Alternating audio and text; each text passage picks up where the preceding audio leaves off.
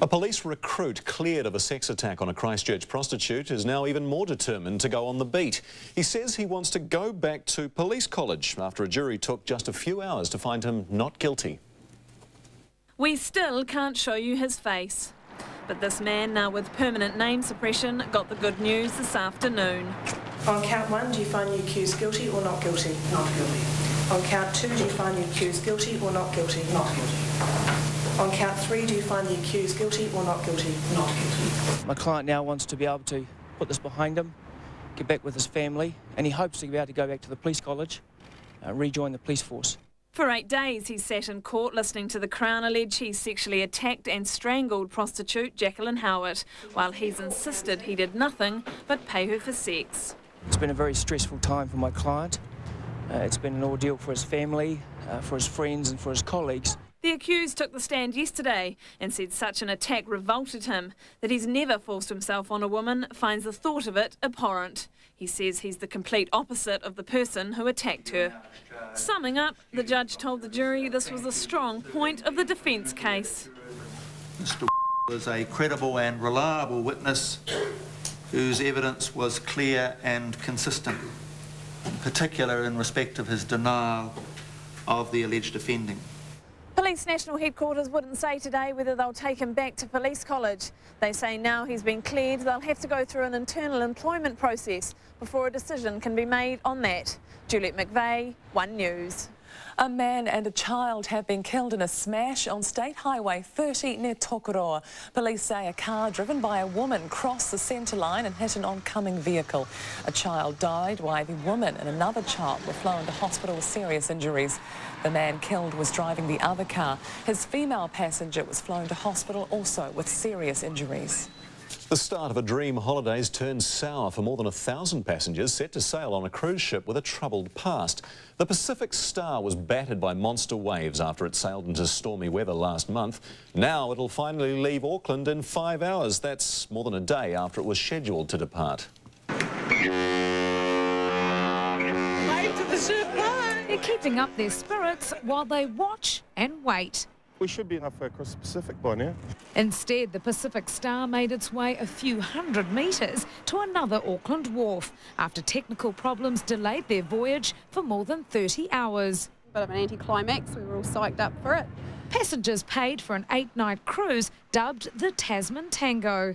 The holiday was to take in Vanuatu's Mystery Island on its way through to New Caledonia, its final destination Brisbane in a week's time. The delay means the Vanuatu leg will never happen. We're getting a little bit bored, so we've gone downtown. Rochelle Fraser and her mum were to spend a lotto windfall on a cruise last month, but their luck ran out after P&O canned the trip. We were told it was cancelled because of it being damaged in the storm.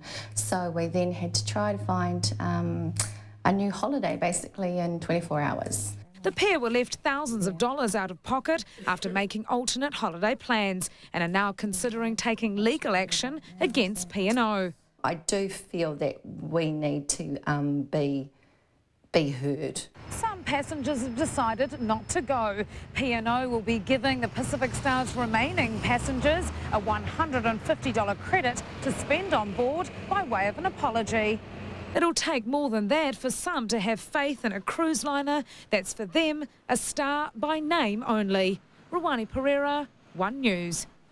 Experts now suspect a second outbreak of foot and mouth disease in Britain could be sabotage. Hundreds of cows have been slaughtered across southern England as investigations centre on a nearby animal health laboratory. I feel annoyed that people in such dealing with such dangerous diseases got so careless. The lab in question handled more than 10,000 litres of the virus last month. Rescuers are drilling through a mountainside in the American state of Utah in a bid to free 6 miners. They still don't know if the miners are alive, as they're trapped nearly half a kilometre below ground, and it could take another 3 days to reach them. They can be in a chamber in there that's 1,000 feet long, or they could be dead. There's no way of knowing right now, and what we need to do is get access to that chamber. No contact's been made with the men since the tunnel caved in on Monday. A teacher with a link to an ill-fated space mission is about to realise her dream. More than 2 decades after watching the Challenger shuttle explode soon after takeoff, Barbara Morgan's set for a new endeavour. Barbara Morgan, the astronaut, is still a teacher at heart. I wanted to ask you, what's that? Earth. Her journey into space began 22 years ago when Morgan and Krista McCullough were selected out of 11,000 applicants as teachers in space. McCullough would fly on Challenger. Morgan was her backup. Challenger, go with throttle up. When Challenger exploded 74 seconds into flight, Morgan was watching from the ground. After the shock and grief came determination to continue on. We had kids all over the country looking to see what adults do in a bad situation, and it was very important that our kids see that adults in a bad situation don't give up. But in the wake of the disaster, NASA was skittish about civilians in space. Morgan went back to her teaching job in Idaho. Then in 1998, 12 years after Challenger, NASA asked her to become the first teacher trained as a full-fledged astronaut.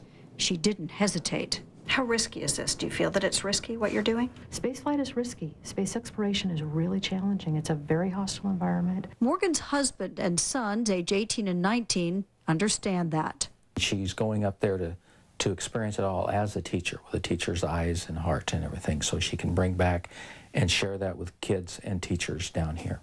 Morgan's primary job in space will be to operate the shuttle's robotic arm, but she'll also spend almost a full day on education, filming lesson plans and holding a live discussion with students. Still to come on One News, why waiting to see the doctor could be good for your health. Plus, they've got their eyes on the prize. Now Beijing's striving for the perfect Olympics. And going in for the kill. But what happens next with the baby buffalo? Tonight, why is a controversial drug that's banned in the United States being prescribed here without a warning? If I can warn just one person, that's sweet, that'll be good. It's cost me a hell of a lot. Plus, he's been on ACC for 24 years and collected over $500,000. Can't work or won't work. Tonight on Close Up at 7.